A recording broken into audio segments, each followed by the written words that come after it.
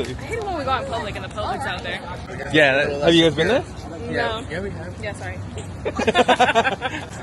Hey Louis, so as you know, Dylan and I are planning to move to Georgia this summer. We're super excited to be selling our San Diego home and getting into a light fixer-upper over there in Georgia.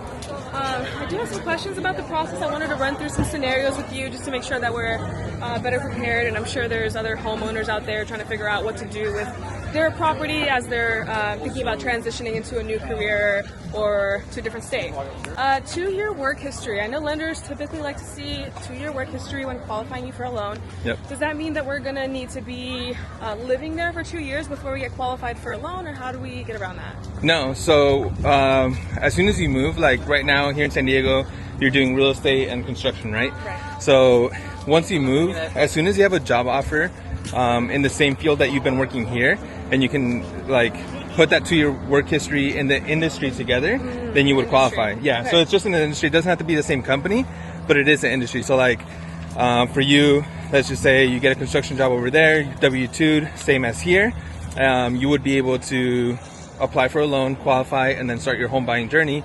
Someone that's, for example, military, let's say you get out of the military and you get a job similar to what you were doing in the militaries, anything that relates to it, then you would be able to count the military as work history and then continue that work history.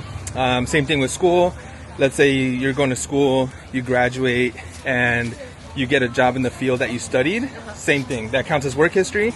And as long as you have 2 years combined, you can start your home buying journey wherever you're moving. Speaking of qualifying income, so aside from our main employment income, being that we're vets, we also are going to get some disability compensation and GI Bill. Do either of those count as qualified income? Yeah, so disability definitely, you can use that as qualifying income. Your GI Bill, you cannot. So you do get BAH, and sometimes like here in San Diego, like that BAH tends to be really high. But you can't use it because it's not predictable. So you're going to have like the breaks, you're going to have maybe you're not going to school for a semester. Or during summer. Yeah, and they want to see like consistency within that work history. That's the biggest thing. And you can't prove that with school. So that's the reason you can't use the GI Bill for qualifying income. But disability, 100% yes. Okay, gotcha. Or any disability, not 100%, but 100% you any are able to disability. do it. Yes. Gotcha. Okay, cool. The appraisal process. I know VA and FHA have pretty strict appraisals. So as we're getting into, like I said, we want to get a light fixer-upper. What are some issues that like you see pretty often come up on an appraisal report? And also, like, if a home does come in under the appraised value, if we offer to cover the deficit, then all good to go, or just what are some things we need to keep in mind with that? Yeah, that's a really good question. So light fixtures are doable as long as the home isn't like you're able to live in it. So there's flooring, there's drywall, like everything's in good, good condition. You know, you can move in the day you close, then you're good. You should be good. They might call out some little things, so they're gonna check the light switches, make sure all the lights work. They're gonna make sure that the water runs properly, that the roof is okay, in good condition. If it's too much of a fixer, that is gonna be a problem. Like if there's no flooring or stuff like that.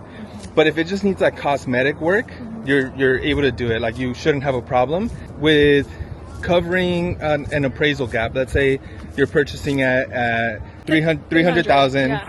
And the appraisal comes in at like 280,000, and you really like the home. You're like, I think it's a great area. I think it's a good home. It has good potential.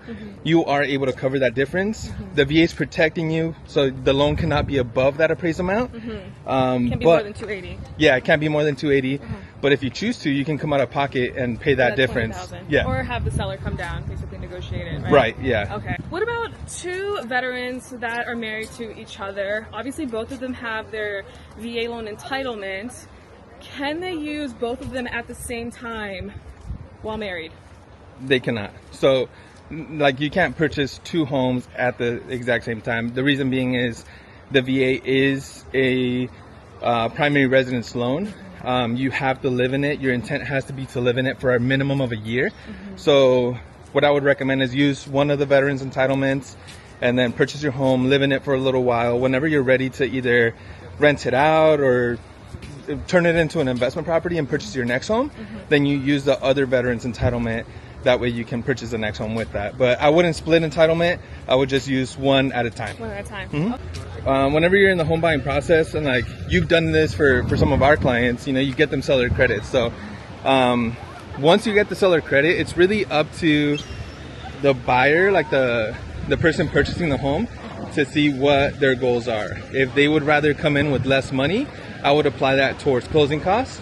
If they have the money to pay their closing costs, but they want a better monthly payment, you can either do like a temporary buy down, which would lower your rate for a certain period of time, maybe 1, 2, 3 years, or you can do a permanent buy down, which would lower your rate permanently.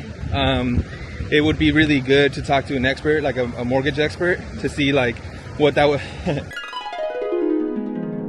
what that would entail. As far as like, since right now we're in a high rate environment, I would recommend a temporary buy down, because at some point they're going to come down, you'll be able to refi and then lock in that better rate permanently. But if, let's say 2020, 2021, when rates were already low and you wanted an even lower rate, and it's something that's likely not going to happen again, you would probably want to go with a permanent buy down, you know? Yeah, definitely makes sense. Hopefully this helps some homeowners out there too, also thinking about making that transition. And if you guys have any other questions that maybe we didn't think of, haven't considered, make sure to drop it in the comments or send it to me. Yeah, and I know it's something really, really common to move, and these things come up. Sometimes you don't have the person to ask because you feel like you have to use them to, like you have to go through them for the loan or something. It's but expensive to ask questions, right? No, it's free. Like we don't charge for the information, right? Like we get paid once the home is purchased, we get paid by the bank or by the seller, stuff like that. But any questions that come up, we can help you no matter what part of the country you're in. We can connect you with real estate professionals in those parts of the country. So reach out to us and we can put you in contact with some really great people. Yeah.